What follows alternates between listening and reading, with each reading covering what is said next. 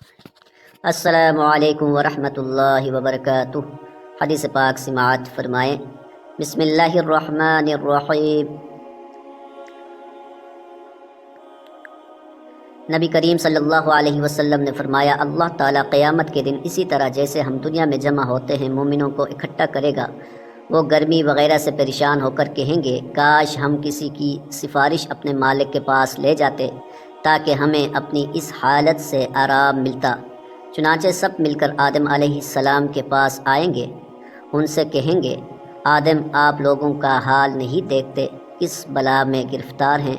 آپ کو اللہ تعالیٰ نے خاص اپنے ہاتھ سے بنایا اور فرشتوں سے آپ کو سجدہ کرایا اور ہر چیز کے نام آپ کو بتلائے، ہر لغت میں بولنا بات کرنا سکھلایا۔ کچھ سفارش کیجیے تاکہ ہم لوگوں کو اس جگہ سے نجات ہو کر آرام ملے۔ کہیں گے، میں اس لائق نہیں۔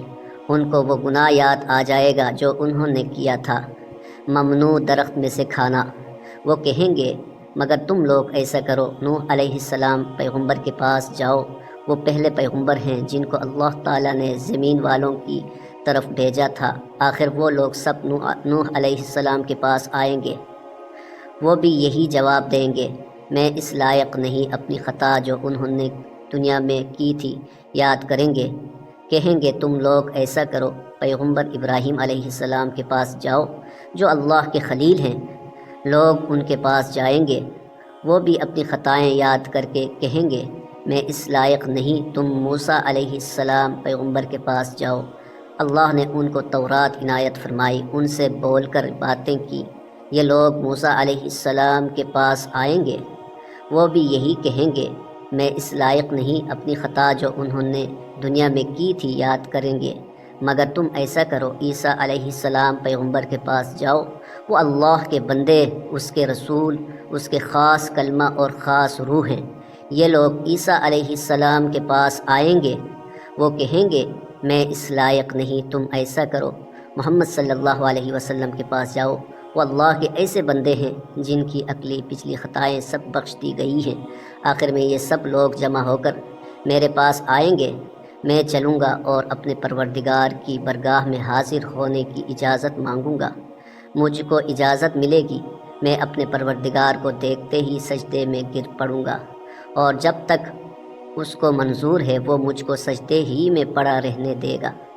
اس کے بعد حکم ہوگا، محمد اپنا سر اٹھاؤ اور عرض کرو، تمہاری عرض سنی جائے گی، تمہاری درخواست منظور ہوگی، تمہاری سفارش مقبول ہوگی۔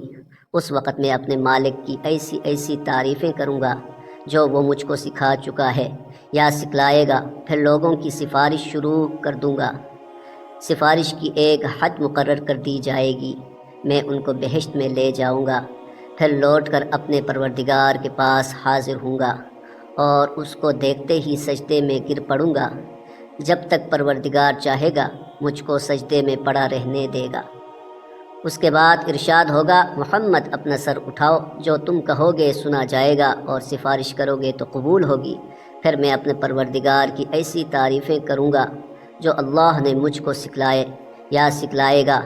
اس کے بعد سفارش کر دوں گا، لیکن سفارش کی ایک حد مقرر کر دی جائے گی، میں ان کو بہشت میں لے جاؤں گا، پھر لوٹ کر اپنے پروردگار کے پاس حاضر ہوں گا، اس کو دیکھتے ہی سجدے میں گر پڑوں گا۔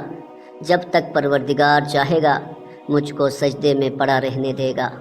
اس کے بعد ارشاد ہوگا، محمد اپنا سر اٹھاؤ، جو تم کہو گے سنا جائے گا اور سفارش کرو گے تو قبول ہوگی۔